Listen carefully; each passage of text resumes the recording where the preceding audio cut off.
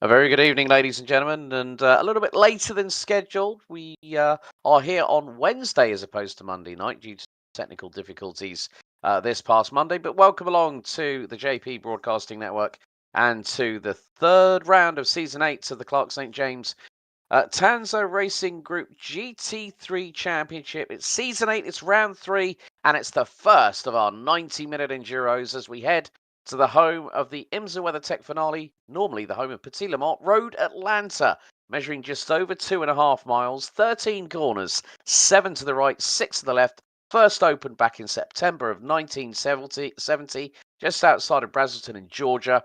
And it's going to be a bit of a true test. But there's also been a little bit of a change around because, of course, we've had week 13, season 4, which means a new car. So some of the drivers have taken advantage of that. So for the first time in season 8, we are going to see the Aston Martin Racing V8 Vantage GT3 on our screens tonight. You join myself, Alex Goldschmidt and James Parfitt here at the circuit. We're just coming to the end of qualifying.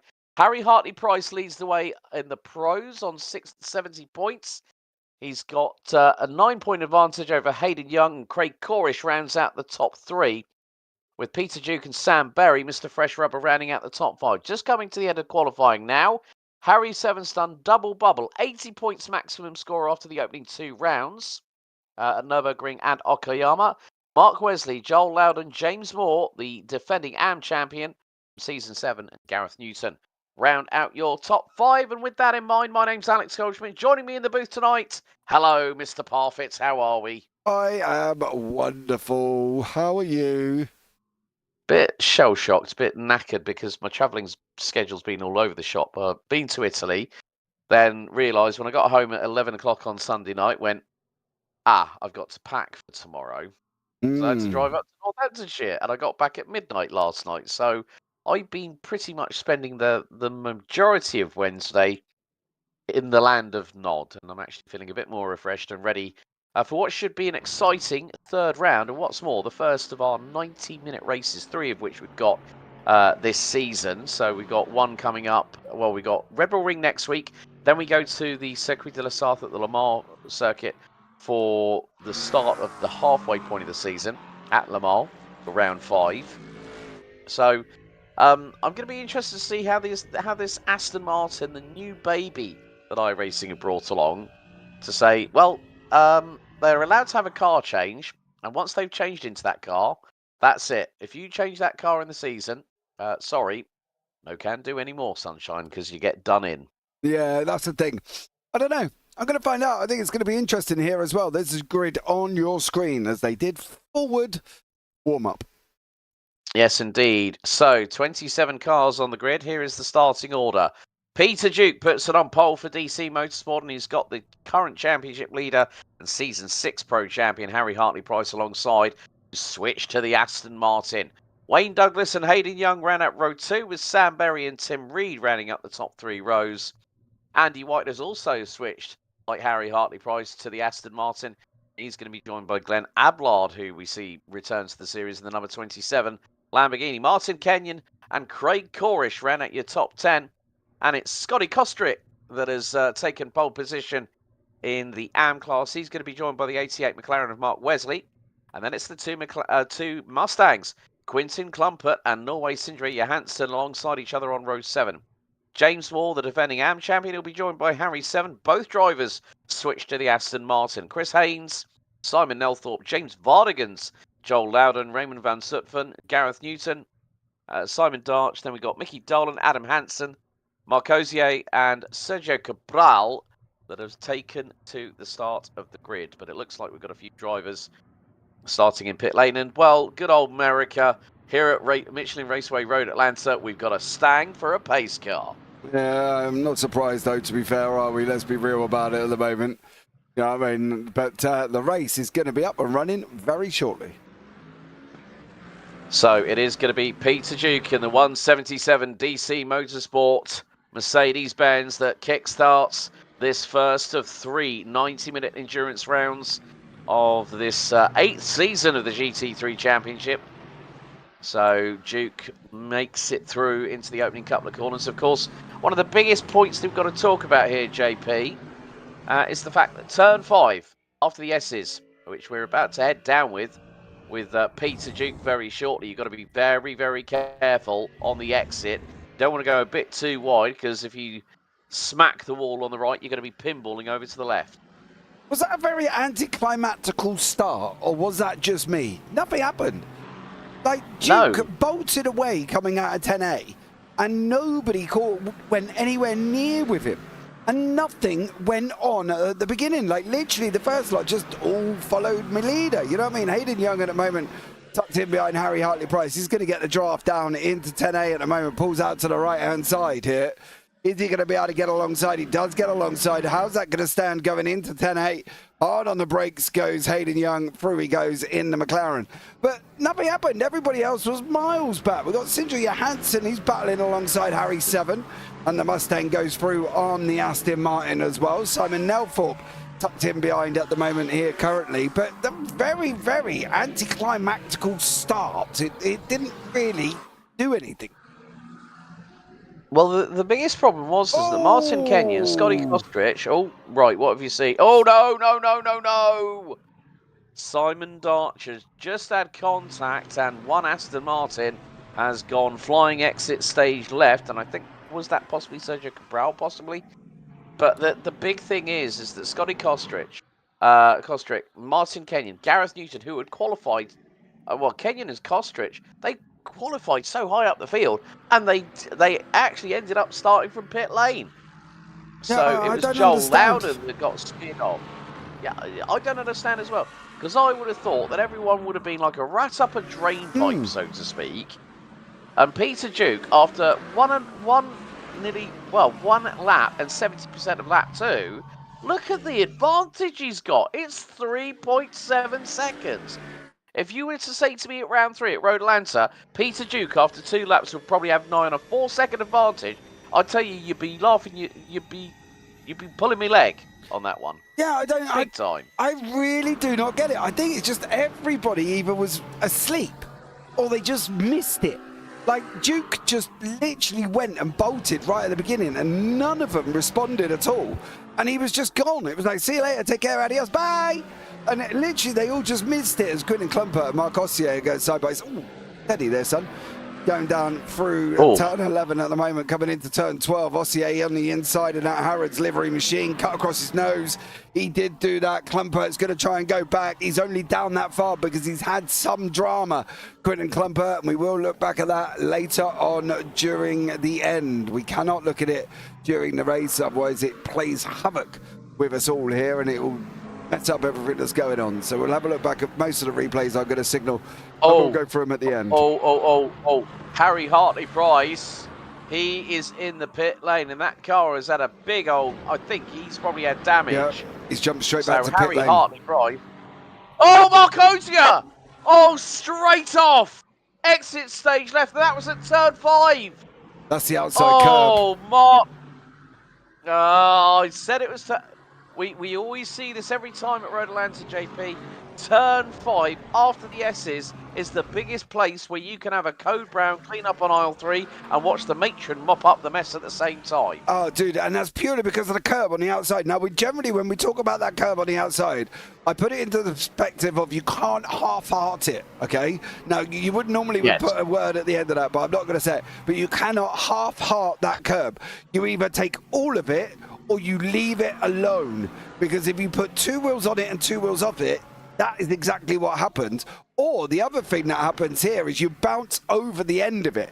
Now, by that means you run wide over it here, but then you'll bounce like where he is, but there's a bump just there, and you go like that. Oh my God! Oh, Sam Berry causing me issues, and you bounce and it goes round. So you've got to take all of the curb or just leave it alone. And I can guarantee when we look back at Marc Ossier, that's exactly what he did.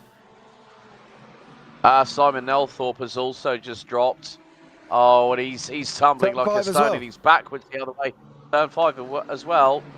Nelthorpe's got to wait, hold those brakes. Oh, Yeah. What on earth? I have absolutely some things are just best left unsaid. Goldschmidt, some of us left unsaid. Welcome in if you are here, guys, as well. Hour and 24 minutes on the clock. Let us know that you're in YouTube chat. Come and say hi. Connor's got praying emojis going on, hoping for my blinking electric to hold up. And Digger's there, racing or stewarding. Well, he was stewarding. This was Monday. So today is Wednesday. So, we're doing this after the effect, of course. That's why we can't do replays live. To be fair, at the start, it was very, very anticlimactical. Peter Duke said, thanks very much. I'm going to go and pull a 4.5 second gap, but he did. So there we go. Tim Breed in the mix with Hayden Young and Sam Berry here as well. Yeah, Sam's had a couple of opening rounds that might be a bit difficult to forget, so to speak. I mean, last time out at Okayama, he was definitely thick of it, as in here, there, and everywhere. And what I mean by that, it was not just the tarmac he was circulating on. But Peter Duke has a 4.3 second advantage. We're on lap number 5 of this race. It was an hour and 23 minutes and 40 seconds to go. But this is a really good battle here between Hayden Young, who we have seen secure pole position. Of course, he stole away to a great victory at Okayama last time out. But he's got Tim Reed hot on his heels. Sam Berry's there. Glenn Ablard. Now, for those that might remember, he ran in the Audi last season, and he's decided to go with the Raging Bull of Sant'Agata Bolognese, and he's got a slight advantage of about 0.3 of a second over Andy White. So Andy is the leading Aston Martin. It was Harry Hartley-Price before his dramas. Harry's rejoined, and he's a lap down, as is Mark Osier at the minute, at least. So we're riding aboard with the Clark St. James 86 Aston Martin. Oh, Hayden Young! He's done. Oh, he's dropped it, and it's not at turn 5. It's before the S's. The number 46. Oh, it's Road Atlanta. That first sector can catch people out, and it's caught out a multitude. It's caught out Mark Osier, possibly Harry Hartley-Price, and now Hayden Young, who's tumbled all the way to 7th. Yeah, dropped down the order there as well. Funny enough, Hayden Young's in YouTube chat. I'm missing next week, guys. I'm in Tenerife. Said as well. Bless him. Fair play, mate. Blinking hell. Well, Shaw Clark's in Greece at the moment, enjoying his hollybobs at the minute. So, is that going to be sun, sand, and sangria, or is it going to be on the bevies? The proper stuff, you know what I'm talking about. I don't know, dude. I don't know. It's really hard for me because I don't drink. So, you know what I mean? When I go away, it's like, you know what I mean, Diet Coke and maybe a shandy. That'd be about my limit. But I don't know. I don't know. He's going to go and enjoy something. I can tell you that much. We've got Scotty Kostrick right beside us at the moment here as well, as that McLaren has just roared past that Aston Martin of James Moore and just absolutely left him for dead. I can't get over an Aston Martin GT3. I'm so used to seeing them in other GT4s and stuff like that. Seeing them here is just, I don't know, it doesn't really sit right at the moment. It's like having Marmite on toast. You know, it might taste the way, but it just doesn't look good. There we go. GTI Eddie, I'll be missing the week after for the exact same reason. Oh, You're in Tenerife as well, Craig. What you going to this? Is there something we don't know about you two? Yeah, they're little bromance that they keep quiet between them, isn't it? I'm going out with him. He's putting me in my bag. And then he's going to go out with him, bless him, there as well. I'm smuggling him in the 20 kilo luggage, and then he finds out it's a lot more than 20 kilos. But I have to give James Moore a shout out. Obviously, there'll be an Upshift Esports livery for this car, but he's running in the Heart of Racing livery that we've seen the son of one Rubens Barrichello put on pole position at Interlagos of all places, Eduardo. So they're running in the GT3. LMGT3 class in the World Endurance Championship. So hopefully we'll see a nice Upshift Esports variation very shortly. But just in front of him, Scotty Kostrick trying to go through on Chris Haynes as we now get a little bit of telemetry. So this is really going to give you an understanding of, let's ride on board, shall we, with James Moore coming out of the final corner to give you a hot lap. So 140 plus miles an hour, make that 150 in 5th gear. Now into turn 1, down to fourth, 115 miles an hour. Now it's through into 2 and 3 before we go down the dip into the S's, 3rd gear. Oh, he got that late. He definitely got that a bit Pete Tong there, did James, but now he starts to accelerate through the bottom part of the S's. Now here comes the infamous turn 5, so down the gearbox into 3rd, 90 miles an hour. nice and clean there. Took a lot of apex and a little bit of inside curb nibbling as well to boot. Into turn 6, third gear, 90 miles an hour. Short blip on the throttle. Down to first gear. And now, here goes the long run, all the way down to turn 10A. We wonder why the Americans do this, and what was it? There was one particular circuit, Mosport, and it had 5A, 5B, 5C. It was like, so the Canadians like doing it as well. Right, into turn 10A, then it's the uphill part of the circuit, going back underneath the bridge, and you can see that the Aston's starting to struggle a little bit of traction coming down through out of turn 11. Now turn 12, hard on the power, and that is a lap of Road America on board. James Moore, the number 17 from Upshift Esports. In that Aston Martin as well. The only thing I would do wish that would work properly is the dials that are on that display. Like, I don't know if that's because I'm spectating and they're not actually doing anything, or is it because they're just not actually doing anything? Like the Merca's got the same thing. They don't, apart from the gear shift, there's not a lot else going on there. I know the last lap time works, but like, you know, give me something else. So you're making us buy all of these GT3s, and half of them don't, the insides don't work properly. Dan Berry going to have a go now as well. He's chasing down Reed at the same time. Apparently, Craig and Hayden are going to Syon Park. It's a water park. That's what I thought, because I googled it and I was like, hold on, let me check here. If I just put something in, and it's a water park. Are you actually going on holiday together, Craig? Because that would be very bizarre. Well, maybe not bizarre, but you know what I mean. Oh, Sergio Cabral's at the moment. But they do actually have a karting circuit there as well. At Syon Park, it looks like. But look at maybe us both on Google.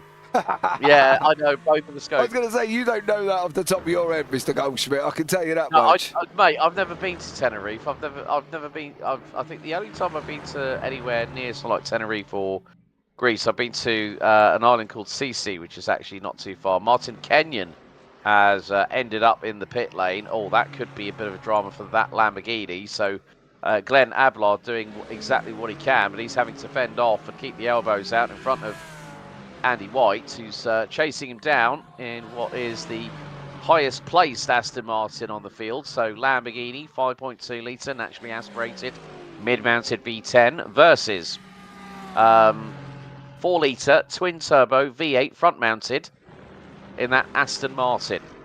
So the weights and the centre of gravity would be in the favour in terms of the Lamborghini, but the Aston has been a stalwart in so many different championships, such as the One Championship, GT World Challenge Europe, powered by AWS. If anyone might remember, Team Redline member Chris Lullum winning with I think it was Thierry Vermeulen and Harry King at the CrowdStrike 24 Hours of Spa this year.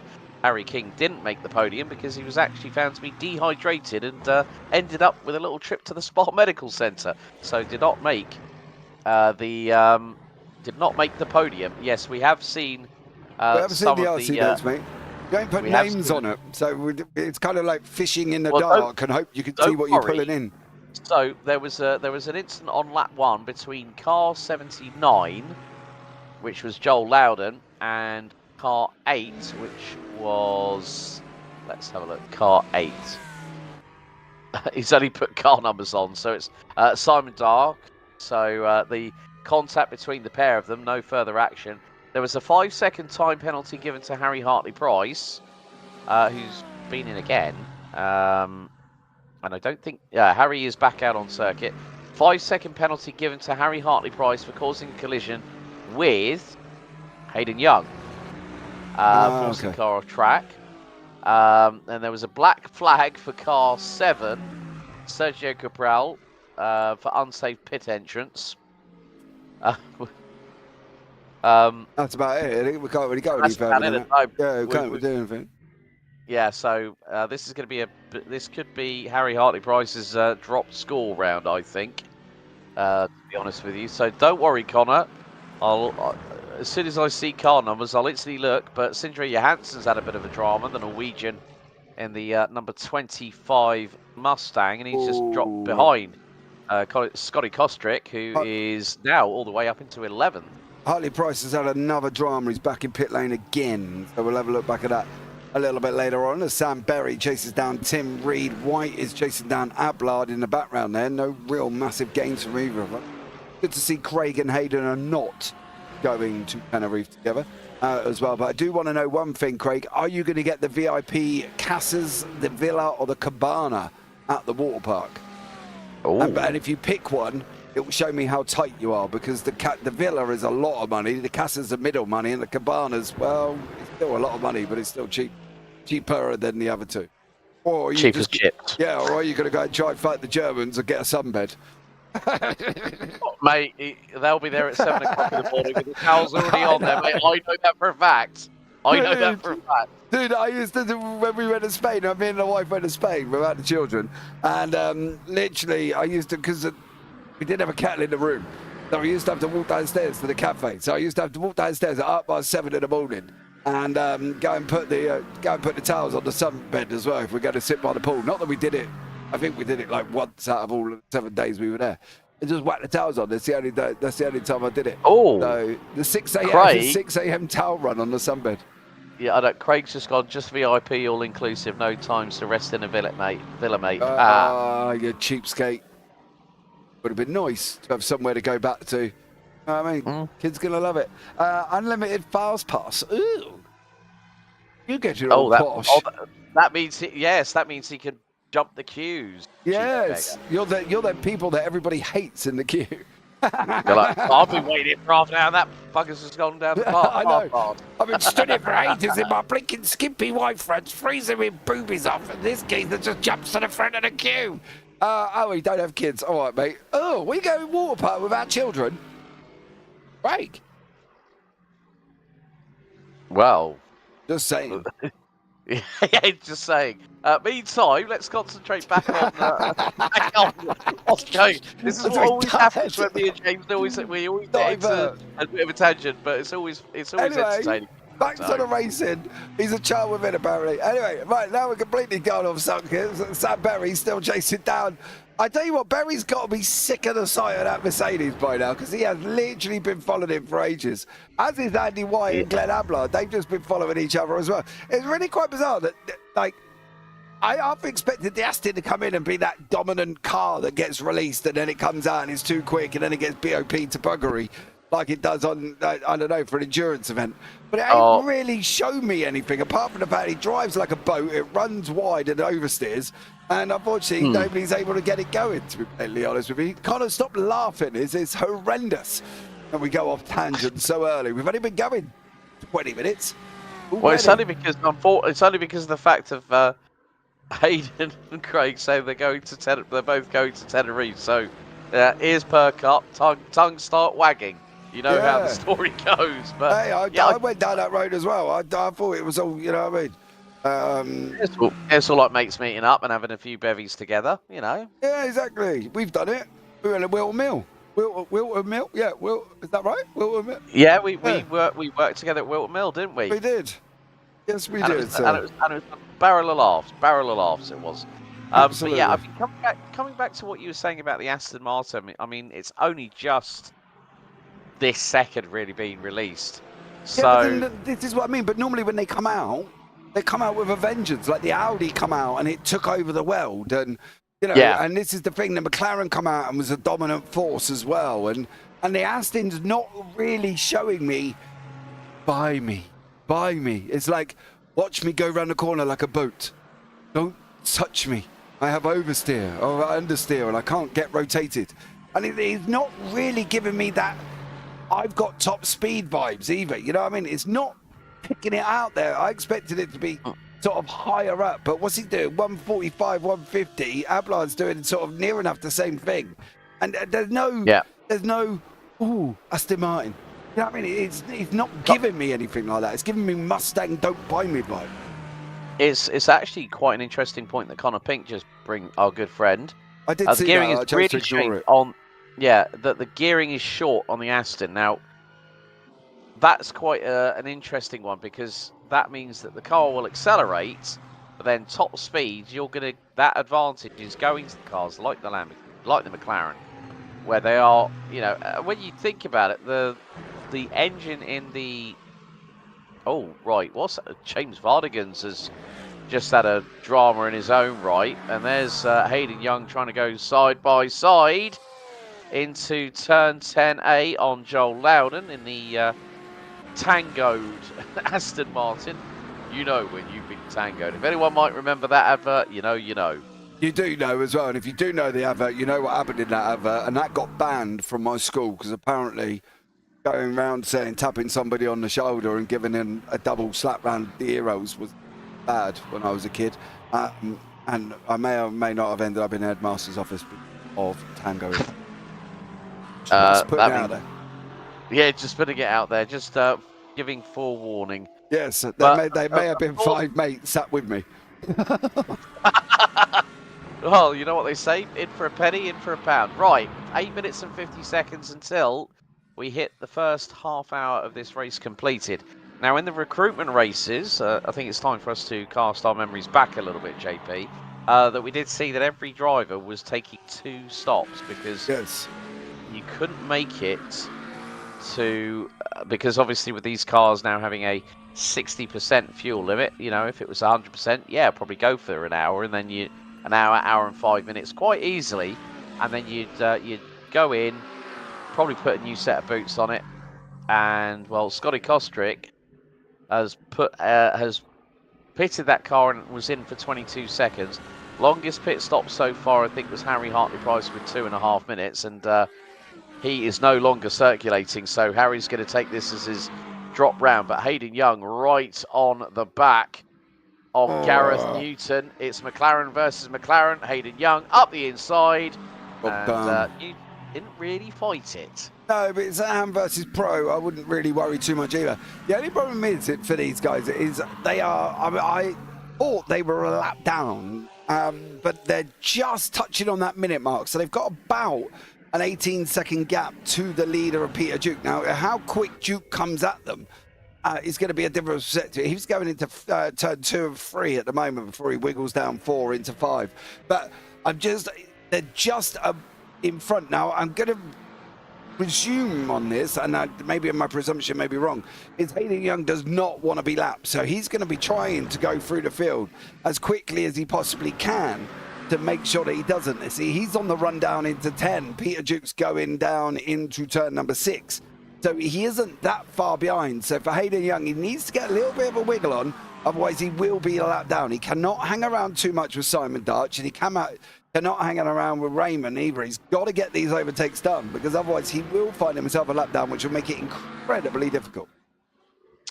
Yeah, as Roman van Zutphen in the Audi pulls into pit lane, so that is going to give a free pass for Hayden Young there, promotes him up to 17th. Let's not forget he qualified on the outside of the second row and ended up in Dramasville quite early in this race. As Tim Reed and Sam Berry, they are literally playing Merc and BMW musical chairs. So it's the Might of Munich versus the Might of Affalterbach. As Tim Reed covers off Sam Berry, who's got a real good hole shot coming out of that final corner. And that BMW looking really, really racy in the hands of the number 129. They go through into turn 1. Reed parks it on the racing line. Up the hill they go, through into 2. And the gap between them is about a quarter of a second. But Sam Berry managed to edge in front of Tim Reed, but he's got to get the run coming out of turn 5 right, and then out of turn 7 to really put this, what looks to be a good lap for the man in the fresh rubber livery, to try and get the move done into turn 10A. Yeah, I think it's the thing for me. We look at the top manufacturers at the moment, Merc, Audi, Lambo, all in their own right legacy cars. You know, then we've got then we've got an Aston Martin, then we've got a Porsche, then we've got a McLaren, another Aston, then a McLaren, then another Aston, then a Ford, then a McLaren, then another Aston McLaren. And at the moment, the cars that have been out for a while are the cars to have. This is the thing. You're not going to get, it doesn't look like some of the newer cars, unless you're in the hands of Hayden Young, is that worth taking.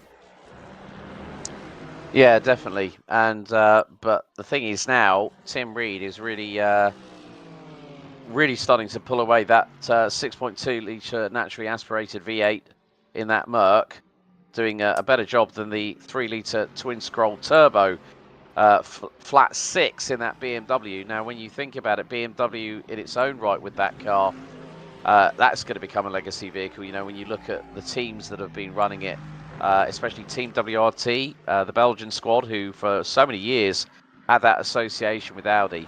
And more to the point, it is a car that really is a really good all-rounder. Yeah, I think that's the thing. I think, you know, the likes of the BMW, which is a curb muncher, you know, it's like the red car and the blue car at a race, and the BMW's blue car because all it wants to do is stuff its face, you know, and that's the thing for this.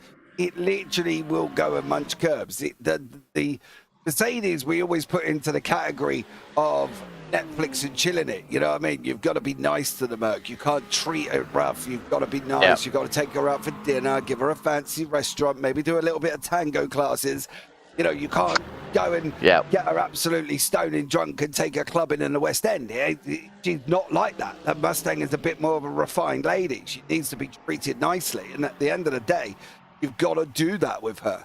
But you know, for the BMW, she's your clubber and in the West End, because that's the thing. She can handle that. That's how the BMW likes being driven. She likes getting the balls taken to her, you know, by the horn and giving it that rough riding. And that's the thing. It's two different types of driving in these cars. And at the moment, they're both very much similar. You can't, you know, there's no difference between them on the track at the moment. And the thing. Now, do we know what the Mustang is going to be driving like? Well, at the moment, it's not really driven like anything. Not really making a difference on a lot of things, because at the moment, it ain't really making a difference on the racetrack. So it's a bit hard to see from. Yeah, it's a bit like saying the Mercedes is wearing the evening gown and the BMW is wearing the little black dress, so to speak. If you want to, you know, that's the thing. It's different comparisons, isn't it? James Vardigan's even at all. James Moore, how do all? Good evening to you. I hope you are well. And let us know how you are doing. But that's it.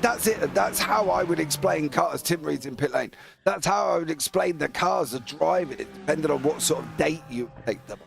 You know, and it's all got to be one thing or another with the Mustang and with the likes of the BMW and the Mercedes. But it's now been this clubber at 5 a.m. getting in on an Uber is now been released by the refined lady at salsa classes. So let's see what Sam Berry can do and see how he goes from there, and whether or not he's going to be able to open this gap up. And that's the thing. Yeah, now that Tim has pitted, and it's going to be the case of, we're going to see the cycle of pit stops over the next, I would probably say 5 minutes or so, so maybe the next 2 to 3 laps.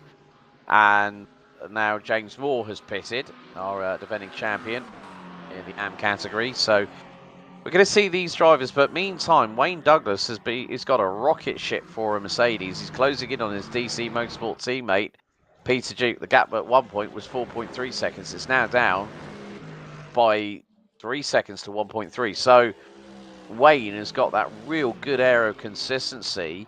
Peter's just gone across the line, done a 1 minute 18.429. Wayne, 1 minute 18.286. Gap now stabilizing at around about 1.4, 1.5 seconds. So, yeah, Peter just got away like a stabbed rat, and Wayne just went, well, there's going to be an opportunity for me here. Started on the inside of row number 2, behind Peter. But as you said, we had that sort of start that didn't really come up to much, as here we go with James Vardigans against Sindre Johansson. Johansson, the Norwegian in the Mustang, trying to get through on the man from the UK in front of him in the Aston Martin.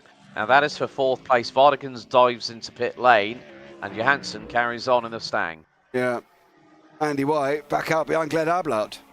So although they're not really doing anything, these two, they're just following each other. Scotty Kostrick, the first of the pit runners. I think that is a little bit gone off there because of wrong. But where is Tim? Way down 8 after his pit stop. Timmer's a long way back here as well. Andy White still chasing down, staring at the back end of that Lamborghini, has been for quite a while. Simon Nelthorpe, however, he is chasing down the McLaren in the Porsche for 14th and 15th place at the same time. That is for basically in the, it's an AM and a Pro battle here. Nelthorpe here being the pros and Newton being an AMs. See how these guys get on at the same time. Vardigan's in YouTube just put oh no. What oh no me? Neither do I. Well, we've got Grello versus the Norris stroke Piastri special livery, I think, on Gareth Newton's car there. Very echoey of this year's McLaren F1 Challenger. But Nelthorpe getting a real good run down that back straightaway. They're going to head through the slight kink through here at turn 9, down the hill into turn 10A. Nelthorpe, he's just hold on. His peak going a little bit iffy. I think his www dots aren't working. Oh, he's back. Vardigan's has just had some drama. Oh. What's going on? Oh, there he is. Vardigan's has just had some issues at the same time. Sindre Johansson been off the side of the circuit at the moment. They've swapped places. Harry 7 in his Aston Martin is chasing down Scotty Kostrick in the McLaren. So far, retirees from the race, Mickey Dolan and Adam Hansen didn't take the start. Martin Kenyon retired lap 11, Harry Hartley-Price lap 9, and Sergio Cabral lap 6. Okay, updates on some penalties. Right, Tim Reed had a black flag for pit entrance on lap 21. Black flag for car 25. Sindre Johansson on lap 24, which has just happened. So James Vardigan's, that's another trip down the lane. Yeah, he broke. He had a bad crash. I'll have a look back at it at the end of the race. But almost can't do these. Look at his left rear; it's broke. I do hope he turned off his. Yeah, I do hope he turned off his fast repair on his last pit stop. Otherwise, he's going to be in here for quite a while. So let's see what happens with the car. Does it magically get back together?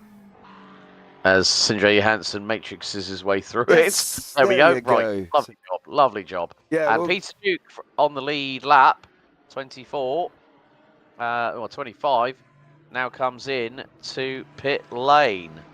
So this means that the battle on the road will be, Andy White, means that an Aston Martin, for the first time in Season 8, is recognised as the new race leader, pretty much over the line, because Peter Duke is in pit lane, and Andy White in the number 86 Clark St James Motorsport Aston Martin Vantage V8. Unfortunately for his teammate that also decided to change cars, hasn't gone quite so well for the man that was runner-up last season behind Michael Gray, who's going to be returning to the series back at round 6 at Barcelona for one of the 60-minute races. So a couple of appearances for the man who will be relinquishing his title at the end of this season. But Andy White now with the pit stop cycles really very much underway. Peter Duke 26.5 seconds. Wayne Douglas about the same. They're about a second apart coming out of pit road. Sam Berry 26.2. Hayden Young on his second pit stop, 11.3 seconds. Glenn Ablard, just under 26 seconds. He's rolling over. What are you doing? Roll over. Oh, come on, Peter. Get your elbows out. You were leading for the last 35 minutes, and you roll over quicker than my dash out and get his belly rubbed. What is that about? Peter Duke. Dude. No. Just no. Just like I've got one prize fighter who'd taken a dive against Jake Paul. Ridiculous. But Andy White now in pit lane. Harry 7. Oh, it's not going well for the AM championship leader at the moment. He's had a couple of whoopsies. Oh, look at that. On the way dearie, down. Dearie. Right, when I watch that back, I'm going to predict now he went over the curb at 2, missed 3, and has ended up running down the grass. All right, I got James Vardigan's pinned as well to have a look at a little bit later on. We'll have a look at Harry 7 as well. I'm very upset now. I've just watched the Duke get his belly rubbed. Well, Raymond van Zutphen gets through on Joel Loudon at turn 1, the Audi. I'll give over you, Charlie. Tyres were cold, apparently, he said. Tyres were cold. Defend. And pigs might fly, Mr. Duke. Absolutely. Moving on, 54 minutes and a quarter still to go. Joel Loudon. Oh, he had a bit of a fright. He had a bit of fresh rubber in his rear view mirrors in the form of Sam Berry. And more to the point, Sam has an 8-second disadvantage to Peter Duke, who now finds himself 2.5 seconds behind Wayne Douglas, who leads. But we've got this battle here. We've got Harry 7.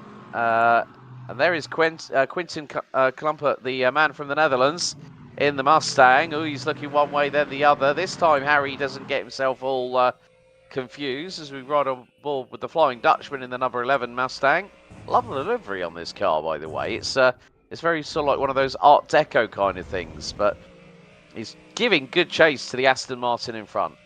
Yeah, absolutely. He's flying along at this moment in time. Is Klumpert. He's going after the guys in front of that Aston Martin, so it'll be interesting to see what he does here and whether or not he can get hold.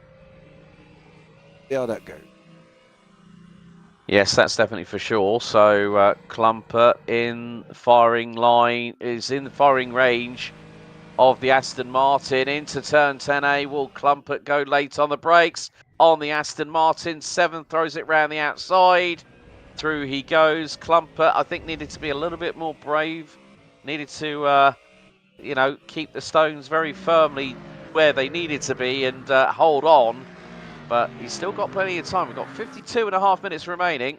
So probably about another 23 minutes or so before we see the final cycle of pit stops. But Hayden Young closing in. He's got the crosshairs locked on the rear wing of Sam Berry for third position. As they go into turn 10A up the hill, the McLaren will have the power advantage and the traction advantage on the BMW. The McLaren, the 720 GS GT3 first came out. It was nicknamed the Torque Monster with over 700 Newton meters of torque. And look at this. Hayden Young up the inside, through for third he goes on Sam Berry. And now the fight really begins. Yeah, it's going to be on the rundown into 2 and 3 now. See how these guys get on, whether or not they're going to be able to handle this. What is Sam Berry going to be able to do against Hayden Young, who's absolutely flying at the moment? Yes, indeed. And Hayden currently, his fastest lap at the minute is a 1 minute 18.682. He was nearly half a second quicker than Sam Berry, who did a 1 minute 20.1.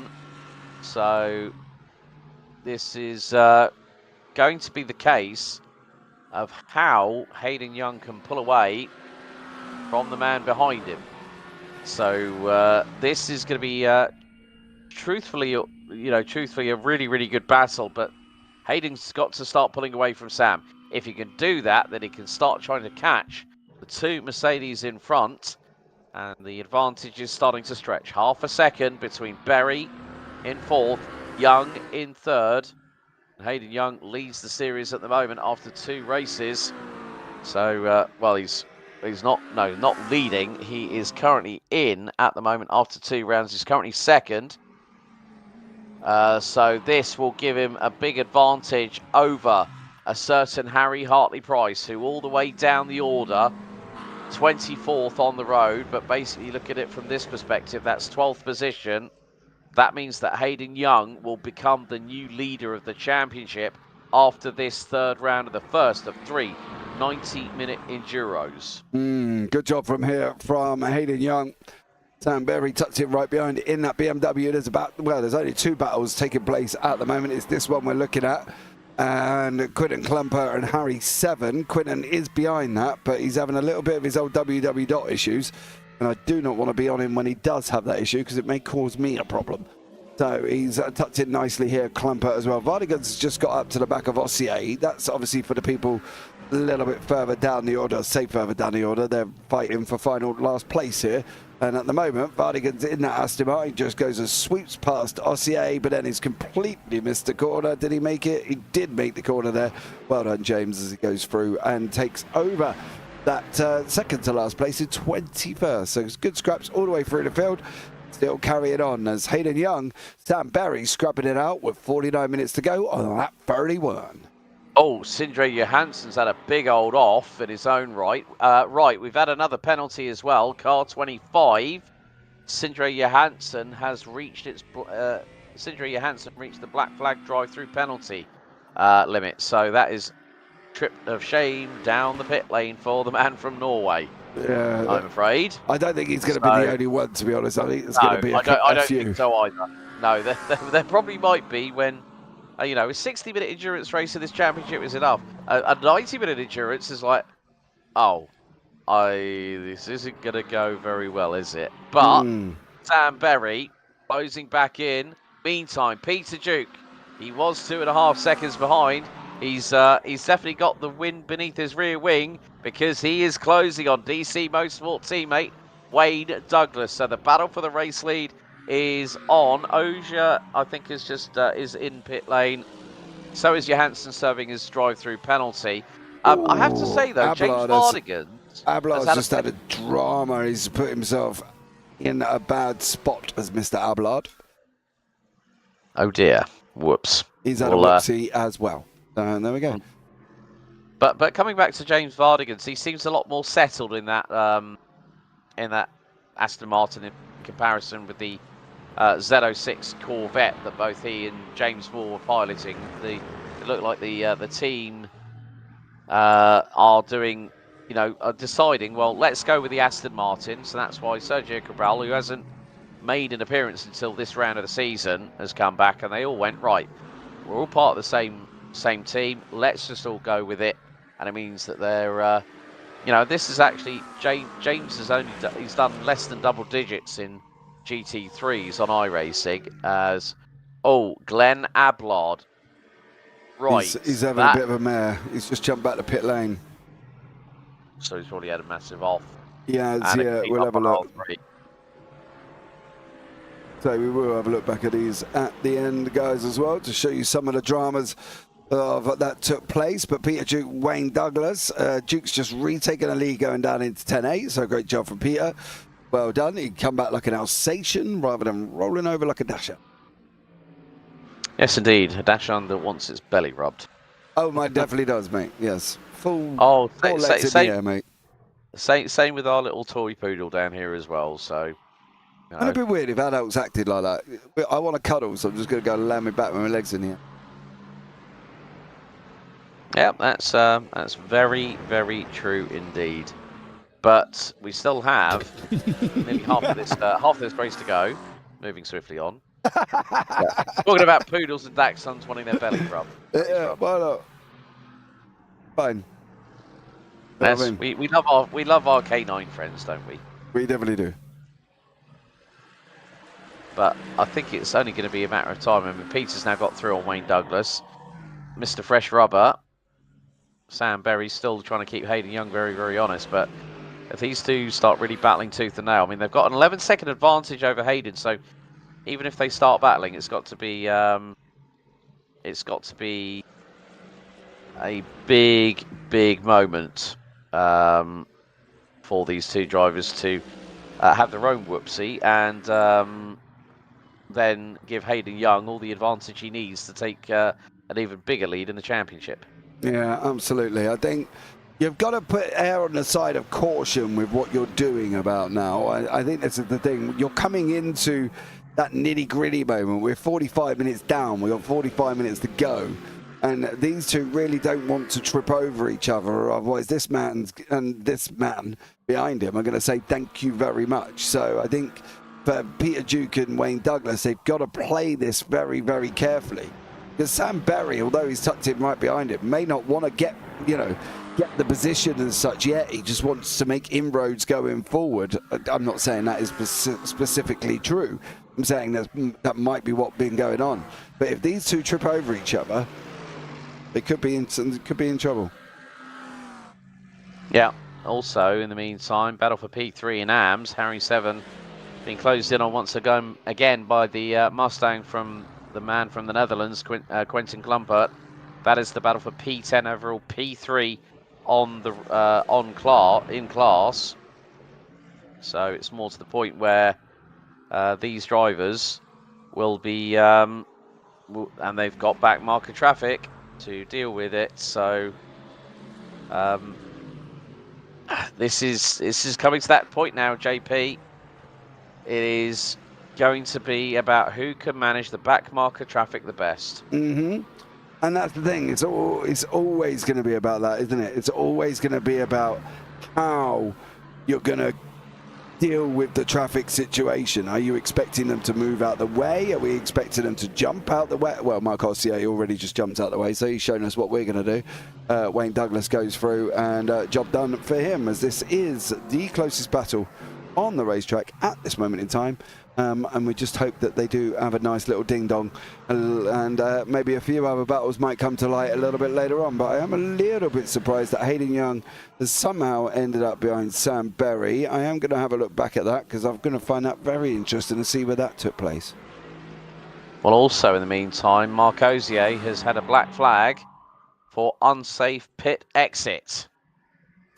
Naughty boy. Dear. Naughty boy. So, trundle of shame down the pit lane.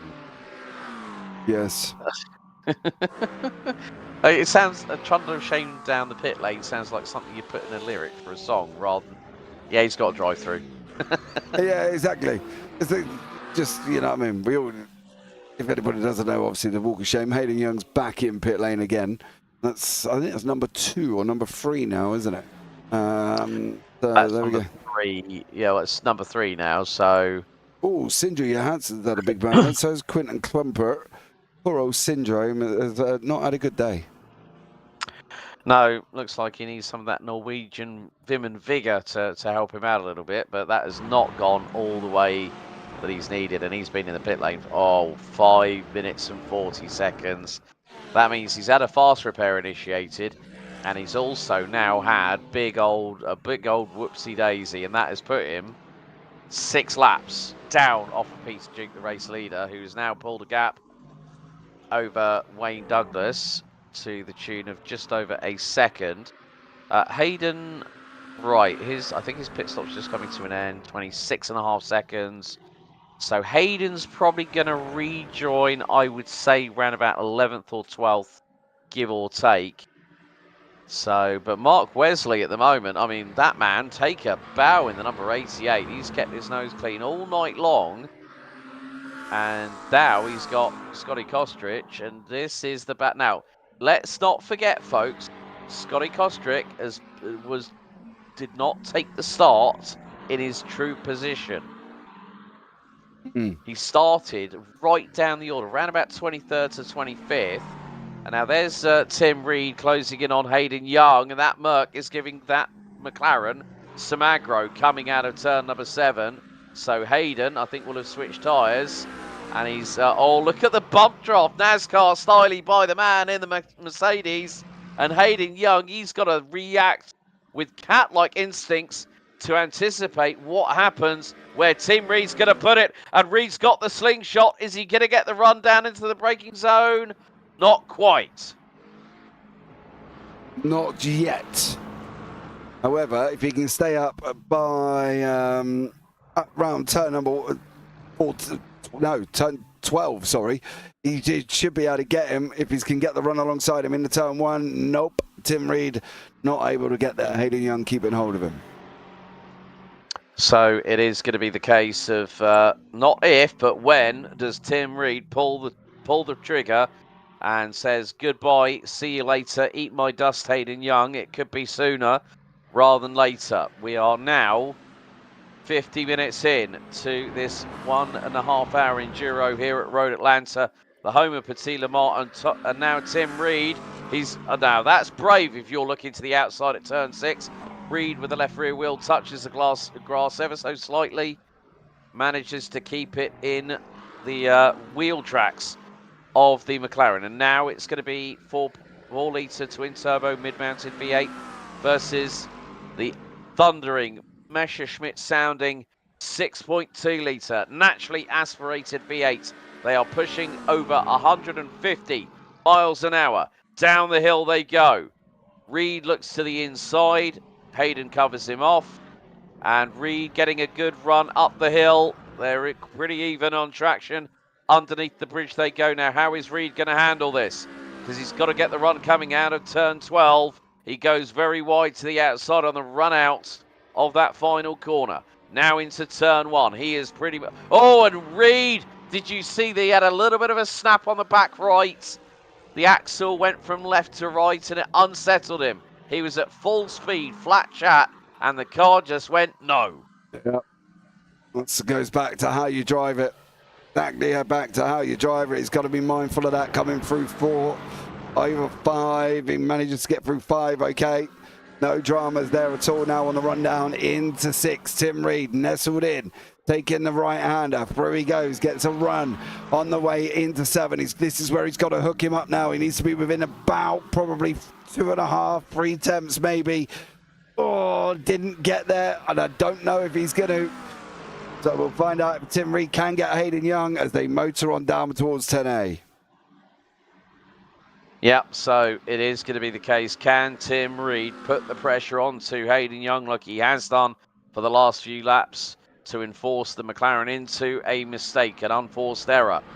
Through the chicane, out of turn 10B, now through into turn 11. Down the descent, this very steep descent at 4th gear, 120 miles an hour and climbing. Out of the final corner, 5th gear, 140 miles an hour. Make that 9 on 150 as they throw it, fling it at high speed. At 120 miles an hour in 4th gear up the hill through turn 1. Once again, Young just looking very, very steady, very calm and composed. He knows that he's got a rear view mirrors set that have got the blue and white and black of Clark St. James livery right behind him. And Reed is not giving him an inch to breathe right now. Out of turn number 5. Reed again gets the whole shot coming out of that corner. He's got better traction this time. Into turn 6. And once again, Reed just having to bide his time. He knows that his best opportunity is to get the best run of momentum out of here at turn 7. And now it's about who's got the biggest lead foot, who's got the biggest set of steelies, and who is going to send it up the inside through at turn 10A. Once again, Hayden Young has counterpunched every haymaker that Tim Reed has thrown at him. But Tim Reed has got room to the outside. And the Mercedes finally breaks the deadlock. Through he goes. Tim Reed got a lot better run there as well, and motors on forward at this moment in time. Scotty Kostrick behind the tree has got Mark Wesley for company as well. Wesley in that McLaren coming into turn number 3 now through the right-hander, take a little bit of curb down through the left of 4. He's going to be a long wiggle all the way down through here over the curb. He's going to take a little bit there as well. Now let it open up on the steering. Missed the apex too much. Oh, yeah. And with that, instantly, he's just like a second and a bit, and that was all from getting turn 5 wrong. Yeah, and that means there's a change in the lead for the AM side of things. Meantime, Chris Haynes battling away with Simon Nelthorpe, who nearly sounded a dummy in the old style of Nigel Mansell back in the 1990s. And look at Haynes, he's all over the shop. The McLaren was wiggling its backside right in front. You can understand why Nelthorpe was on the flashers. Yeah. Down the hill they go, and they've got Sam Berry closing in, who's about to put a lap on the pair of them. But Chris Haynes, he held on to it. And Nelthorpe was like saying, come on, sunshine, what are you playing at? Haynes was struggling for traction.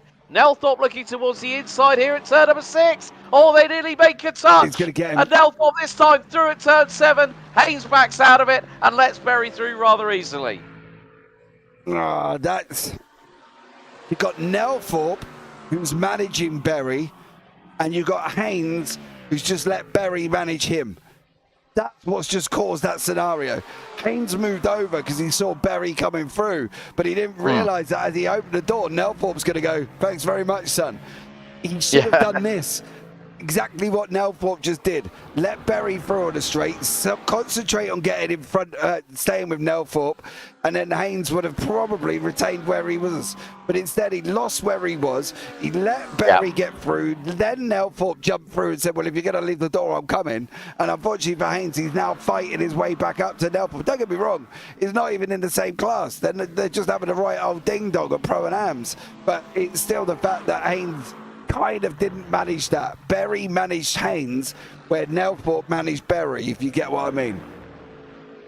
Yeah, exactly. Raymond van Zutphen's come in for what looks to be the Audi's final pit stop with 34.5 minutes remaining on the timer. So we're whittling it down towards the final third of this first of 3 90-minute endurance races over the course of this 8th season of Tanso Racing Group and Clark St. James GT3 racing action. After this, we've got the Red Bull Ring at Spielberg in the Styrian Alps next week for another 60-minute encounter for round 4. Thereby we'll hit the halfway point. Then Le Mans, 29th of September for a 90-minute adventure at the Circuit de la Sarthe in Pays de la Loire. Barcelona means that we'll be hitting towards the business end for round 6 on the 6th of October. Indianapolis Motor Speedway will host the third and final 90-minute Enduro on the 13th of October. And Hockenheim will be the place where we will crown our Season 8 Tanso Racing Group and Clark St. James GT3 champions as Glenn Ablard in the wheel tracks in the slipstream of James Loudon. And Ablard, who is one of the pros, trying to make his way back through the order, gets through on Loudon at turn 10A, now back up to 16th position overall, and that is putting him P9 in the pro class. I've got to be honest, and I don't know how people at home feel about this as well, but certain thing on that, what you've just said, really kind of frightened me, and that was 90 minutes of Indy Road, because that track, I don't know, drives me absolutely bonkers. To drive it, you feel like you're on an ice rink. To watch it, all the cars could be spread out quite horrendously. And I'm just worried that for that circuit, I would never, ever, ever, ever, ever put Indy Road on a calendar. I find the racetrack absolutely appalling. I mean, they should have done so much more with it, and they didn't. And it's just not made well for racing. And I just don't, I don't know. If out of all of them, Alex, I'm not looking forward to that one. Yeah, I kind of see your point. I mean, I had the opportunity on a different racing platform, R Factor 2. We had I helped commentate on a 6-hour enduro at Indianapolis, but we had multi-class. So you had the hypercars, you had the LMP2s, you had the GT3s. It depends on how big a grid we get for that race as well, and that could be the crucial thing. And if the pro class gets off to an absolute fireball of a start and we get really good close battles, then great. But if it comes to a point where sometimes that with the road course, it may end up being a little bit processional, especially with that long straight in the middle of the circuit. That could be one where we're going to see some cars flourish and other cars flounder. Yeah, and that's the problem. That's what's scaring me the most, because I don't know, unless you've practiced Indy Road, which I don't know why you would, but unless you've gone out and practiced Indy Road, you could be in trouble at that circuit, because coming off down into turn 1 is horrendous, and if it rains, well, you're in even more trouble. That's the problem. And I'm just wondering, I don't know, how that's going to go for 90 minutes. Well, Simon Darch now pulls the his Mercedes into pit lane just before half an hour to go. And that is going to give another place to Glenn Ablard, who has been in the pits twice. So, yeah, I'm going to be interested to see what's going to happen over the next 30.5 minutes here at Road Atlanta. We've seen some really, really good close battling. Simon Darch is now going to tumble towards the bottom part of the top 20 with his pit stop at the moment. But he's halfway through, so expect probably a 25 to 30 second pit stop at the maximum, unless you get caught with speeding in the pit lane going in. which means you get an additional 30 seconds added to your time. So Simon Darch, 25.5 seconds for him. So he's now going to rejoin at around about 17th position. 13 or so seconds ahead of James Vardigans in the second of the Upshift Esports Aston Martins. James Moore, I have to say, he's managed to do a little bit of a good recovery in that number 17 Upshift Esports Aston Martin. His first pit stop was a 23.15. And now Wayne Douglas is closing in once again. Old Simon Darch, cold tyres, cold brakes, and a bucket load of fuel, and he's off the track.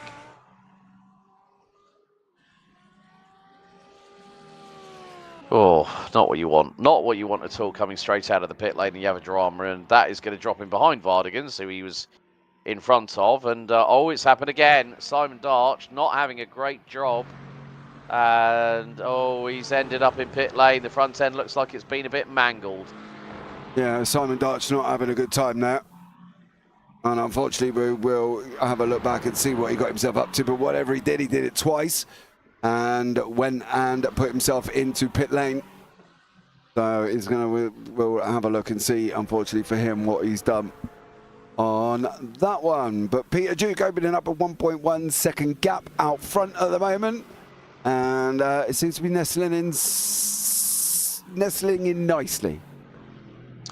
Mark Wesley has just pitted for the final time, was leading at one point in the AM category for the majority of the race until Scotty Kostrick, who's made a heck of a recovery, started 11th on the grid, did not make it onto the grid in time, started from pit lane, now runs P6 overall, 7.2 seconds ahead of Tim Reed. But Peter Duke, man who qualified on pole position, Wayne Douglas, his teammate from DC Motorsport. Peter, don't start skating off the end of the track. Here at T7, you don't want to have to overcorrect that back axle, sashaying its hips more than a belly dancer on a good night. But Peter needs to be very, very careful coming out of turn 7, because you can get that ever so wrong. Yeah, absolutely. He's going to have to be a little bit mindful, but he is just still opening up. The gap is 1.5 seconds. Well, it's gone on to 1.6. So he's absolutely nailed that. Tim Reed back in pit lane again. Final pit stop for him. Darch obviously still in pit lane. Looks like he's used his fast repair. 1 minute 43 already. So we'll see how he gets on. But Scotty Kostrick leading the AMs. Good job for him in that McLaren. And he's got Hayden Young chasing him down. Oh, dearie me. Now, it's going to be one of those things that Scotty Kostrick, again, just showing how good he really can be behind the wheel of that 0-1 McLaren. Quentin Clumpert has just come in. So is James Moore.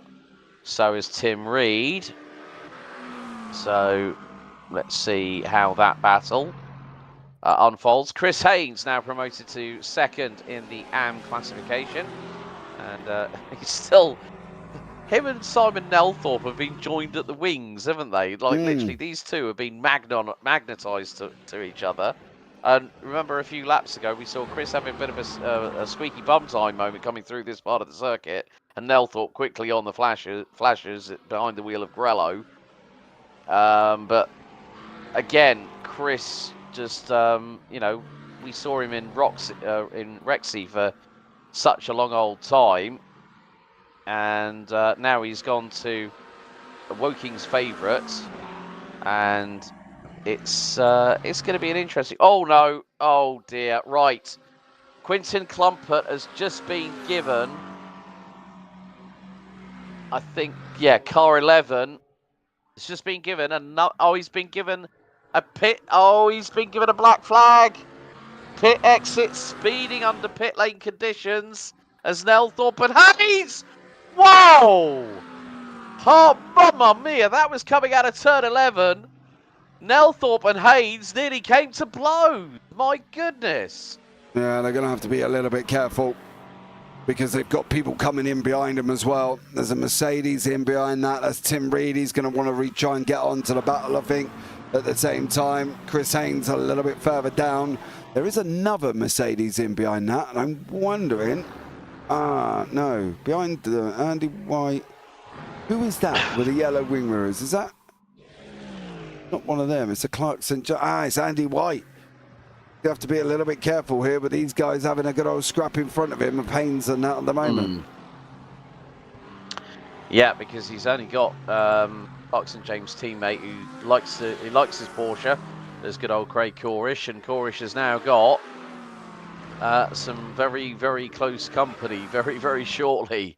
That's Tim Reed behind him. Oh, look, you got Wesley, you've got Reed, and this could be very, very nice. And this is right back. You can see Mark Wesley just keeping out of the way of the two Clarkson James cars. He's done it again. Chris Hayes. He's going in pit lane. I'll give you that. Yeah, Clumpert's doing his drive-through penalty at the moment, so that's going to tumble the Dutchman down the order significantly. James, what was it? James Moore saying, "Crikey, that was almost a front clip delete." James Vardigan says, "Almost an almighty bonk." Coat of paint job, that, says Connor Pink.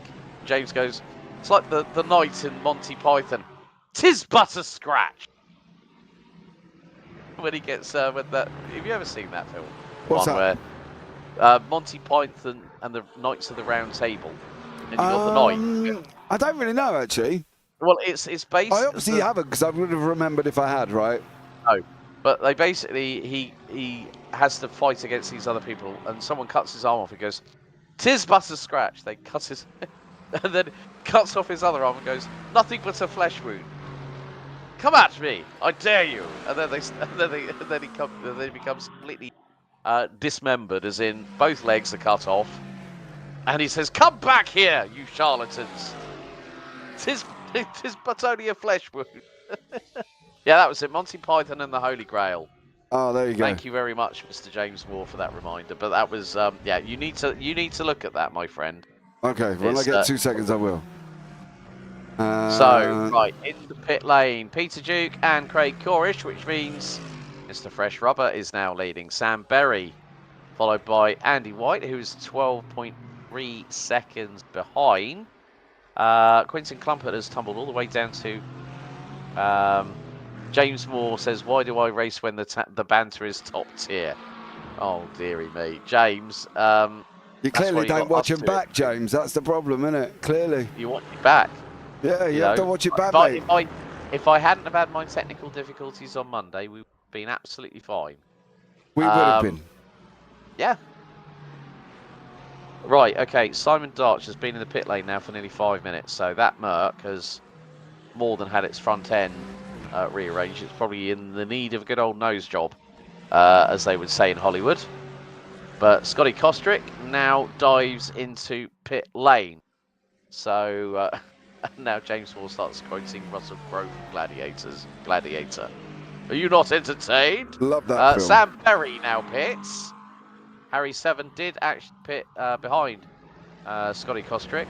So Scott now in for his third pit stop of the race. 21.3 seconds. Harry's yet to hit his marks. Andy White has carried on, now takes the lead from Sam. There's going to be a lot of jiggling around over the next few minutes here, mate, I think. There is. It's going to be like playing Bruce Forsyth's Generation game. Love that. Or even play your cards right. Higher or lower, higher or lower. Yeah. They never ever got it right. You would sit I'm yelling. You know what I mean? And they would still get it wrong. And they would just never be right. I don't know. One of them games I don't think you're ever going to win. You got a 50-50 chance of getting it correct. But meantime, just under 20 minutes to go. Andy White, he pitted on lap 26. So my guess would be he might be in this tour, which would effectively mean now Wayne Douglas was 1 second quicker, the DC Motorsport teammate, Peter Duke, who put it on pole position in the pit lane. So that has allowed Wayne to get the job done on Peter. And there is Peter, currently running P3, 5.6 seconds behind Wayne. But the big question is, will Andy White duck into pit lane? Yes, he does. On cue, lap 52. And so now it's going to be interesting to see what happens when Andy White gets on his marks. He's just crossed the stripe. He's just about to go onto his marks in the pit lane. And Douglas now takes the lead. 20 minutes on the timer to go until the checkered. Peter Duke will now take P2. Sam Berry will now be third. Craig Corish is still a little bit away, so Andy White might rejoin in fourth. He's about probably just around halfway through his pit stop as we speak. The time is coming down between him and Craig Corish. White 17.62. Now he's got to get to the end of that short pit lane very, very quickly. Will he be out in front of Craig Corish? The answer is yes. Fortunately for Craig there, he's going to be nestled in behind his Clarkson James teammate. And not only did he get in front, he got in front by 3.5 seconds. So, yeah, we'll find out what goes on as Peter Duke chasing down Mr. Douglas. And he's got Berry in behind. Duke with a 5.1 second gap. Make up. Yeah, so it is going to be the case at the moment. We still have 21 cars out on circuit. So non-starters, Mickey Dolan in the 57 Aston. Adam Hansen in the 119 Mustang didn't take the grid. Sergio Cabral, first to retire, the man from Portugal in the 07 Upshift Esports Aston Martin. And then it was dramas for Harry Hartley-Price, lap 9. The Season 6 champion and the Season 7 pro runner-up, retiring on lap 9. Martin Kenyon in the number 03 Lamborghini Huracan, unfortunately retiring. Meantime here, we've got Chris Haynes, James Moore, and Moore trying to go around the outside at turn 10A. That's brave. And is the McLaren going to have the traction advantage? Yes, but what can Moore do in the Aston Martin? Through into the final corner.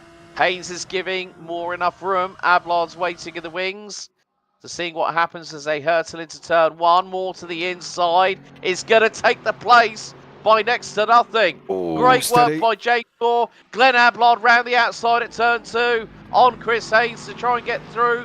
This might not be a class position, but this is an on-track position, and about 32 seconds behind, they've got Joel Loudon in the number 79 Aston Martin. 30 seconds behind, but that was a great move, showing the agility of the Aston Martin in the hands of a very, very capable James Moore through at turn 10A. He got the run coming out of the final corner and just sent it like he meant it on Chris Haynes in the McLaren. Absolutely great job from all of them guys fighting away. It ain't done yet. Ablard still in with Haynes. Haynes still in with Moore. It's a full flat-out run down to 10A. Ablard's going to tuck it in. Is he going to pull out on the way down the hill? Oh, he pulls out. He's going to have the outside line. It should give him... Oh, nope. Doesn't get there. He's trying to... Oh, and Chris Haynes runs wide. Chris Haynes got a bit of a... I think may have got a little bit of traction slippage at the back end of the car. And it just caused him to go off the circuit, exit stage left onto the grass at turn 10B. So Glenn Ablard did not need a second invitation. Neither did Sindre Johansson, who is 4 laps down, still circulating at this point. But I think for Sindre, he's going to be kicking himself, especially when he had a speeding violation in the pit lane whilst exiting it, and then that drive-through penalty costs you about what? About 1 minute and 20, give or take. Yeah, but it's generally 40 seconds after, on top of the initial pit lane time that they got now. So 52 be 1 minute 30. So 1.5 minutes. So that is effectively 1.25 laps here at Road Atlanta. But Glenn Ablard, he's not done yet. He's kept with James Moore. And Ablard's next effective target will be Mr. Simon Nelthorpe in the Grello car. And equal... Oh, right. Oh, Sam Berry.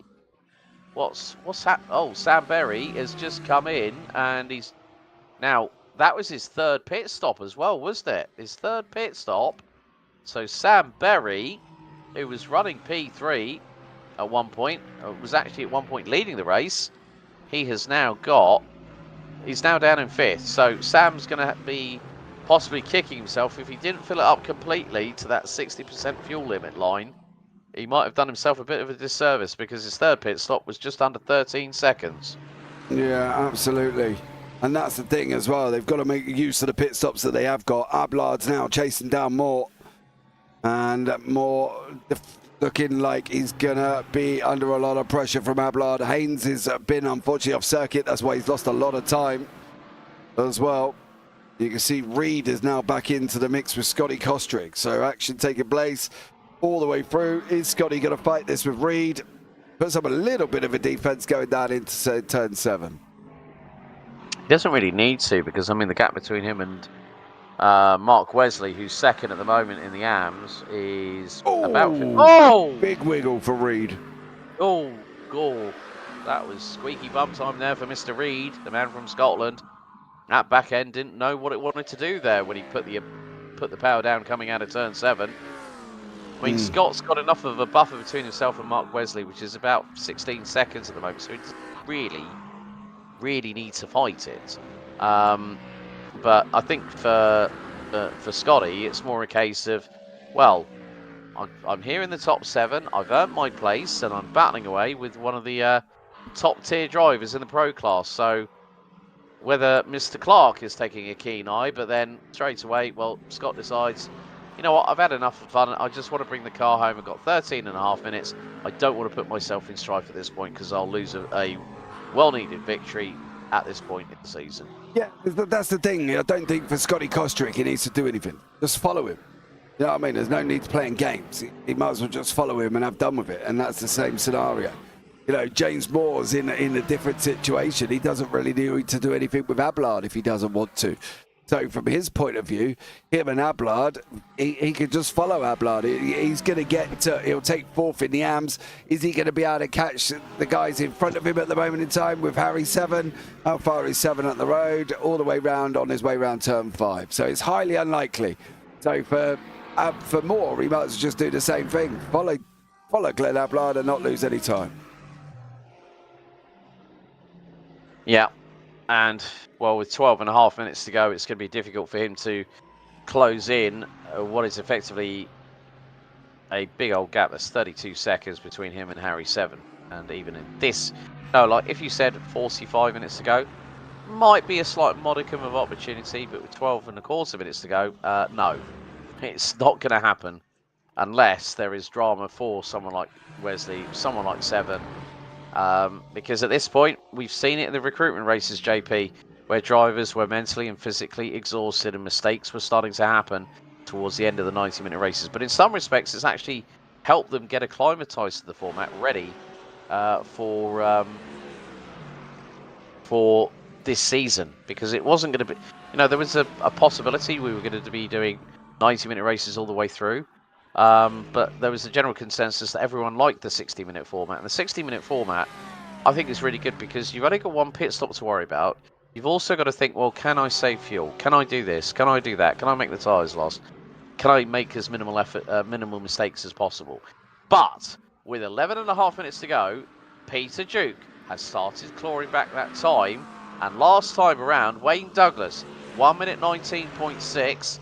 Peter Duke, 1 minute 18.4, which means the back marker traffic has nicely played its hand into the man in second position. Yeah, we're going to find out how Duke's going to get on for the next 11 minutes. Say closest battle on the racetrack at this moment in time is going to be a battle of the DC boys up the front. Who's going to be able to come out on top? Who is not going to be able to come out on top? Well, we're going to find out over the next 10 minutes. Who's going to be the #1 DC driver? Oh dear. Sindre Johansson has just received another black flag penalty for incident limit reached just a lap ago. And we've also had Mark Ozier hit the same trouble about 11 laps ago as well. Hit his incident limit. Possibly not the not the last one we might see, but Peter Duke. Look, Mark Osier in the Harrods McLaren just up ahead. They've just come out of turn 5 of the 2 race leaders. And now it's the DC Motorsport boys battling away tooth and nail. And looking at the standings at the moment in the pro side of things, well, Peter Duke currently on 48 points, Wayne Douglas on 34. Peter Duke gets the maximum score. He's gonna really help his championship standings at the moment as well, because when you think about it, Hayden Young, where is he? He's currently 6th at the moment. That might not be enough for him to take the championship lead, but Peter Duke, if he takes 40 points, that is going to mean he's going to be on 48 going into round 4. That's going to put him on 88 points. And it's only points, is it for the top 10? I'm trying to remember now in this championship. Can't remember off the top of my head. But it could be that it could be very tight between Hayden Young, Craig Corish, and also Peter Duke and Sam Berry, because they're all going to get significant points, whereas Harry Hartley-Price is the biggest loser here in round 3. And that's the thing. I think from their perspective, you know, you've got to understand that that's going to be always going to be an issue. You get points down to 12th place. Well, so Sean Clark got points down to 12th for Okayama. So obviously it's down to 12th, right? Give or take. You know what I mean? Let's be real about it. So it's going to be interesting to see how they handle this. I think this championship could be very, very interesting indeed. Or is it 10th? Yeah, hold on, that's got different. No, I'm all confused. Maybe it is only 10. Who knows? Who knows? But the main thing is that Harry Hartley-Price is showing as 11th, as Peter Duke now has the lead from Wayne Douglas. So this could really give the opportunity to this man here from DC Motorsport. We've got 7 minutes and 50 seconds left on the timer to go. Now he has a lead here on lap number 62. And, oh, well, Sindre Johansson, second black flag. And he's reached a second incident limit. Well, he's hit his incident limit again. A lot. That's 40. That's 40x. Yeah.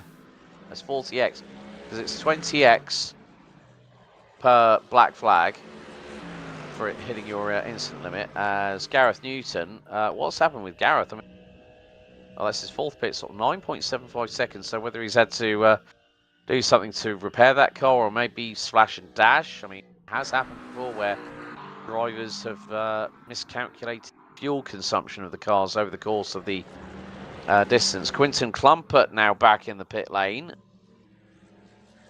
So that is serving his black. Oh, he's got a.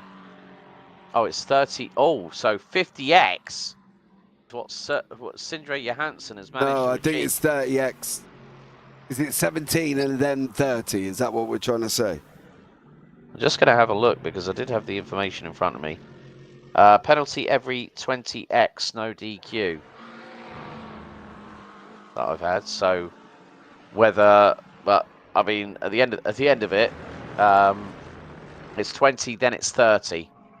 Okay, so it goes up at a scale of 10 per. Right, that's fine. Thank you very much for that clarification, Connor. Did I miss Peter Duke passing Wayne Douglas? On lap 60? Was I not here or something? I think it's just that Wayne just probably decided, you know what, I'm at the sharp. Well, Peter's at the sharper end. This is a possibility that, as I said, Peter Duke 48 points at the moment, and that's going to put him on 88 points. So it's 40 for a win. I'm trying to remember the. So it's 40 for a win, I think. 34 for second, 30 for third, and it's 27. 24 for 21. Then it's 18, 16, and 14, 12. So it must go down below 12. So maybe they just haven't had the class numbers to warrant going below 12. Yeah, so Harry Hartley-Price will probably be, I mean, at the moment he's on 70, so if he scores, he'll lose the lead in the pro standings. He'll lose the lead in the pro standings, because if it's, let's say for example, if it's 12 points, that puts him on 82, and Peter Duke becomes the new championship leader heading into the round that's going to take us to the halfway point of the season. So at the moment, your top 3 respectively in each of the classes. Let's go look at pro first. So Peter Duke leads the way by 1.5 seconds ahead of DC Motorsport teammate Wayne Douglas. So it is going to be looking very good for a 1-2 for the team. And the highest placed of the Clark St. James Motorsport Brigade, it's Andy White in the 86 Aston Martin. Andy started P7 on the inside of row number 4 and now rounds out your top 3. And, well, what a race it's been for Scotty Kostrick. Started 11th, didn't make it to the grid, started from the rear end of the field and has made it up to 8th position. And he is ahead of Mark Wesley and the man who will still continue to lead the AM standings. It's Harry Seven, the Turbocharged Sports crew in the McLaren. It's who's actually changed to the Aston Martin. He was in McLaren up until this round, so it's going to be a 1-2 for Woking, a 1-2 the way things stand for a Falterbach, with the Mercedes power dominating at the front end of the pro category, as Peter Duke is now coming up to more back marker traffic. And there is Sindre Johansson just in front. And I'm wondering, is that, I think that's Hayden Young possibly in front of them, maybe. I'm not 100% sure. Be careful, because there's a couple with the same livery. That's what I... Scotty Kostrick. I said, so it is Scotty Kostrick, is it? Yeah, he's in front. There you go. Okay. Gets well, Sindre Johansson lets Peter Duke through, so it's going to be very tight on time. But I think we are going to have, by my approximate maths, 3 laps remaining. So we go on to lap 66, 3 to go. So we will get this plus 1 and 1 more. Peter Duke now starting to pull away from Wayne Douglas. Now the lead is around about a 1.6 second advantage for the man in the 177 and his teammate in the 166. Andy White in the highest of the Clark St. James Brigade, followed by teammate Craig Corish. They are only 1.5 seconds apart, and that is Aston Martin versus Weissach in the form of Porsche with Craig Corish. Now, can Corish close in that gap? Because on the last tour, he was 7 tenths quicker than Andy White. So there is still an opportunity, Craig Corish, unless they decide to hold station. And that would be playing the team game. Once we get to the end part of this championship season here for season 8, could be a very, very different side to the story that has unfolded in the first 3 rounds of the season so far. Peter Duke down through turn 11, now turn 12. It's a short run to the start-finish line. 2 laps remaining. We're on lap 67. So we're going to go to effectively 68 laps of racing here at Road Atlanta, the home of Petit Le Mans, the race that normally goes from daytime to nighttime for 10 hours and is the token location for the finale for every year for the IMSA WeatherTech Sports Car Championship. But Peter Duke, despite the fact of him having a bit of a to me, to you with teammate Wayne Douglas, I think Peter has been well overdue for getting onto that victory lane here, James. Absolutely. The question is he's just got 1 more lap to go. I think he's going to have 1 more lap here. It's going to be very close, I think. 40 seconds to get down the straight round the corner. He's going to do it. Yeah, he should be able to get 10. He's only got 30 seconds. He should be able to do that. That's fine. But he's going to have 1 more lap. But can he hold on to it for 1 more lap? Or is Peter Duke going to bottle it out? And is it going to all go wrong, Peter Duke? So we'll find out in less than about a minute 18's time. 2.5 miles to go, and it's the white flag lap here for round 3 of the Tanso Racing Group and Clark St. James GT3 Championship for Season 8 here at Michelin Raceway. Road Atlanta, the home of Petit Le Mans. Through over the hill for the final time goes Peter Duke, down, bumping over the curves with the right front wheel in the air. Now heading down the hill in towards the S's.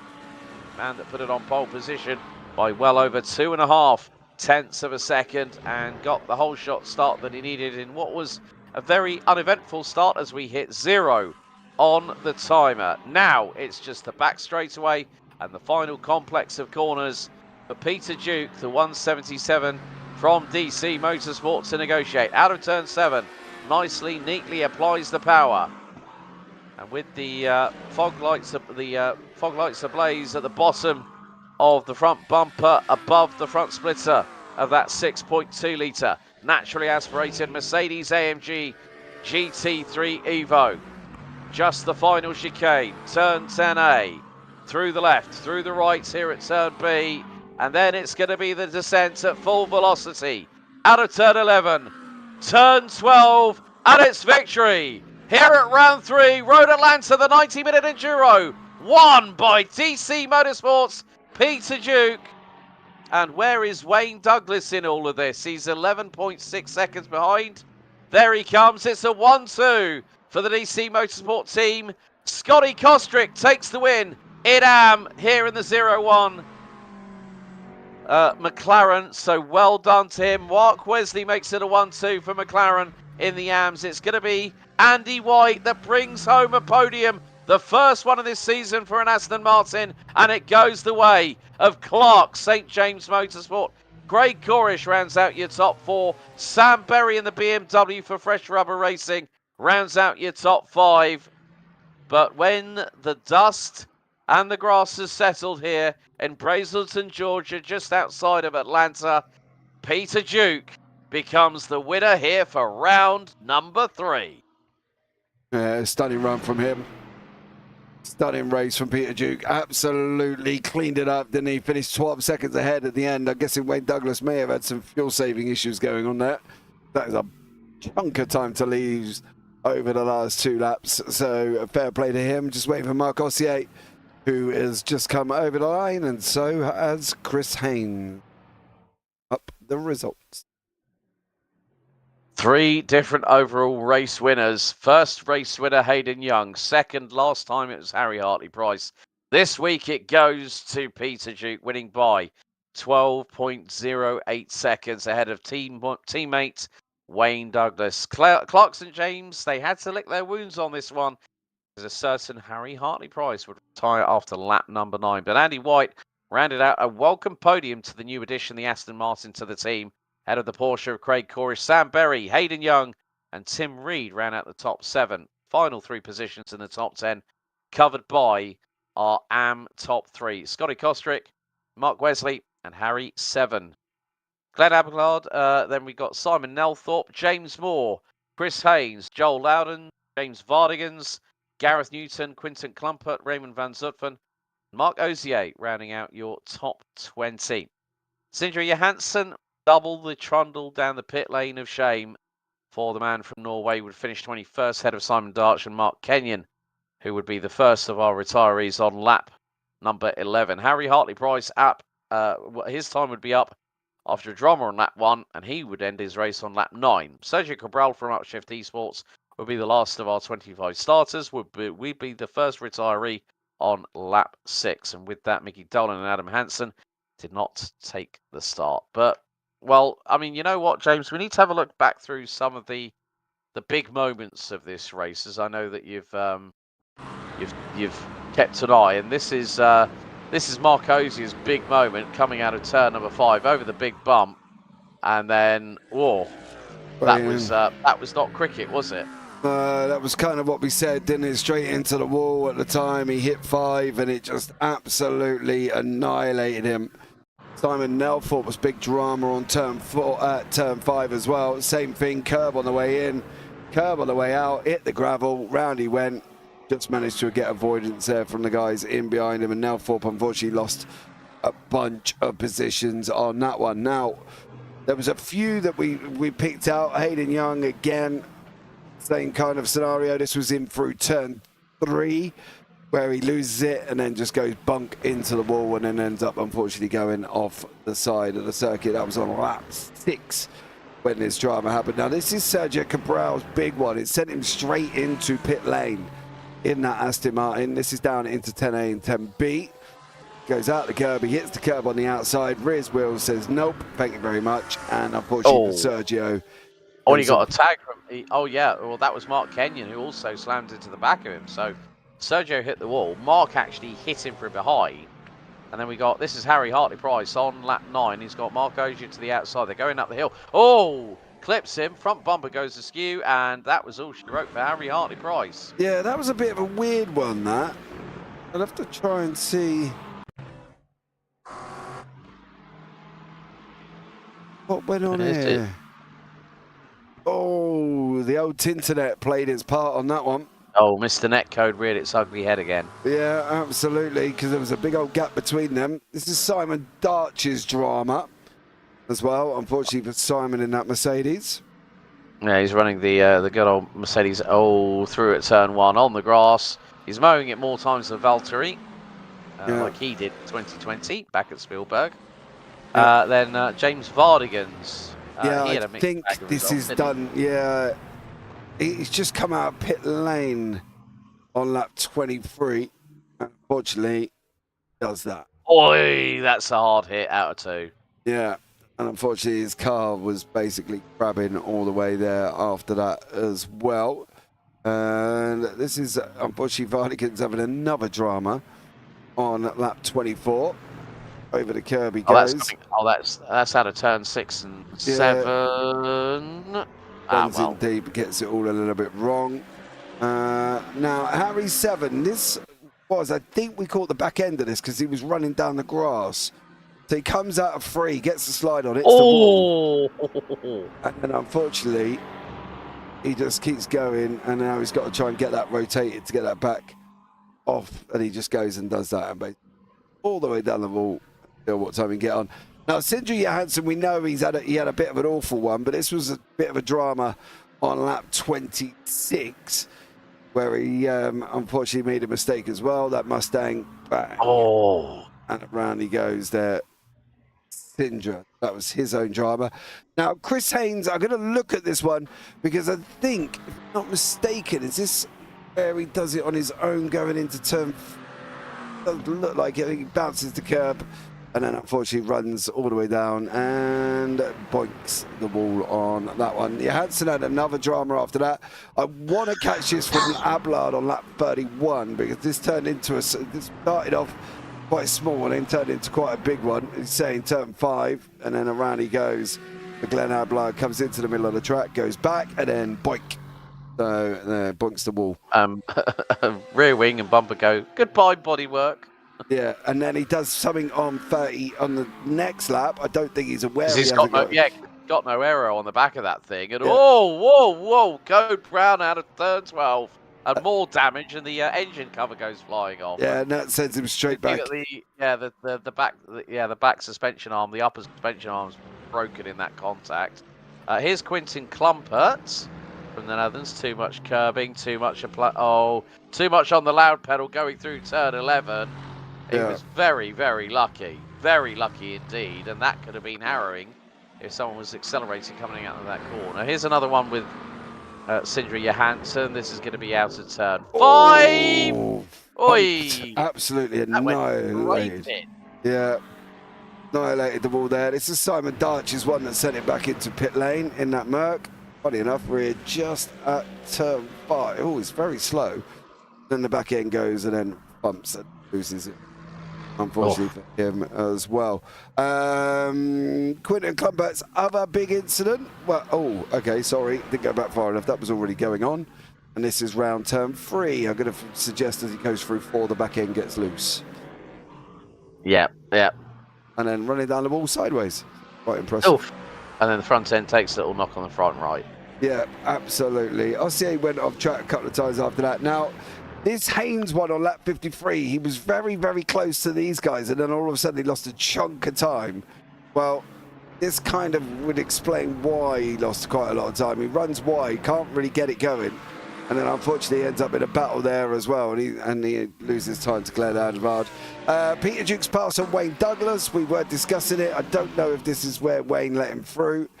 Either way, Peter decided enough's enough later on the brakes and through goes. So yeah, so that was the main sort of part of the incident there as well, and a good job from all of the guys, really. Yeah, well, that really wraps up our live coverage, but before you all disappear, a little bit of housekeeping from our side. Don't forget to like, share and subscribe. Also follow us on social media. There's a lot of racing action coming up, and funny enough, I'll be on duty with Chris Murphy at about 2:45 tomorrow morning for the Parabolic Company's J2 Just Two Idiots Championship Series GT3 Sprint Championship, round 9 for Bell Oil, so we'll be in Detroit for that one. Then also got tomorrow evening, Radical Race Series Season 4 of 2025 at Mosport. Then we've got League 0 Super Formula Round 1 Interlagos on the 19th at silly o'clock in the morning. Virtual Racing TCR Championship at Cadwell Park that evening. We've got JARC and the Novice Racer League Round 3 Daytona night on the 21st. OGRL returns, as well as IGP Fun and SR Formula Sim Racing for Simpletons, Super Formula, and both those on the Sunday and Monday, respectively, will be starting their season at Interlagos. Well, JP, I'm kind of looking forward to what we got next here for Tanso Racing Group and Clark St. James GT3, because we head to the halfway point on Monday, 8 p.m. We head to the Red Bull Ring, a very, very short track, and that is going to provide the cat amongst the pigeon moments of the season, I'm sure. Absolutely, it definitely is on that one, mate, and I'm looking forward to it as well. So make sure you join us on Monday, guys, as we're going to head out. I've got a busy weekend ahead of me, mate, sitting at Santa Pod. So if anybody's around Santa Pod and you want to come and say hi, that's where I am as of tomorrow. So there we go. But Alex, wrap it up, and I'm going to go to bed. Indeed, and I've got a flight to Germany tomorrow. So on that note, ladies and gentlemen, thank you so much for joining us. Myself, Alex Goldschmidt, and James Parfitt. This has been a JP Broadcasting production. And as always, race hard, race fair, and when in doubt, well, you better go flat out. We'll see you next time. Thanks for watching. Good night for now.